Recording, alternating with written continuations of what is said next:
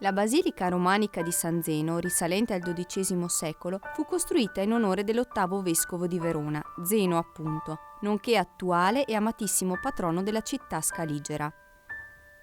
Guardando la chiesa dal centro della suggestiva piazza, si può ammirarla nella sua serena bellezza, allineata con gli altri monumenti, il torrione duecentesco, il meraviglioso campanile che con i suoi corsi di tufo e mattoni si innalza imponente nei suoi 72 metri, ed infine la chiesa romanica di San Procolo Vescovo.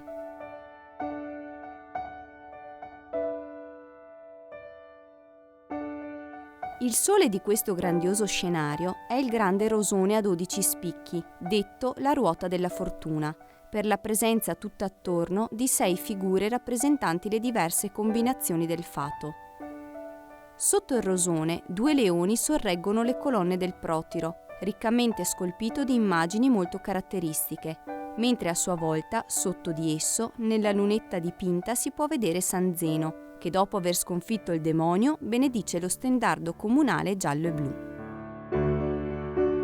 Il portale della basilica merita un discorso a parte per la presenza delle sculture forse più famose della chiesa, ovvero le 48 formelle bronzee raffiguranti storie del Nuovo Testamento nel battente di sinistra e storie del Vecchio Testamento in quello di destra.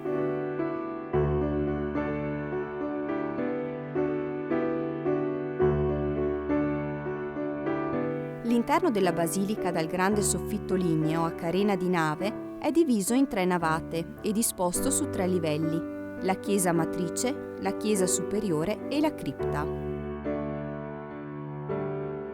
Tra gli affreschi che arricchiscono la chiesa superiore, molto emozionante è senza dubbio la scena di San Giorgio e il Drago, nella quale il mostro alato, trafitto in gola dalla lancia del santo, si avvinghia disperatamente con la coda alla zampa del cavallo.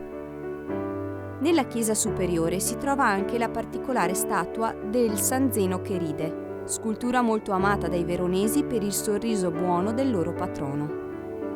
Particolare simpatico è sicuramente il pesce appeso al pastorale del santo, che simboleggia, oltre alla classica pesca delle anime, anche l'hobby più amato dal vescovo, ovvero la pesca delle trote sulla riva dell'Adige. Il dipinto più famoso di tutta la basilica è però lo straordinario trittico quattrocentesco di Andrea Mantegna, la Vergine in trono fra santi, posto sopra l'altare maggiore. Anche se a prima vista può non sembrare, la scena è una sola, in cui la Madonna, gli 8 santi assorti nella meditazione e gli angeli bambini trepidanti sono collocati nella stessa sala, chiusa da pilastri e riccamente decorata con fregi e festoni.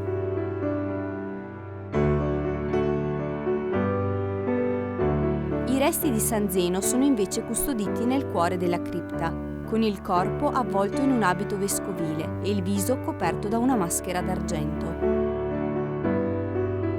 La Basilica di San Zeno, con il suo quartiere, è e resterà per sempre uno dei luoghi cittadini più amati dai veronesi e uno dei luoghi sicuramente irrinunciabili per un turista che volesse innamorarsi perdutamente di questa meravigliosa città.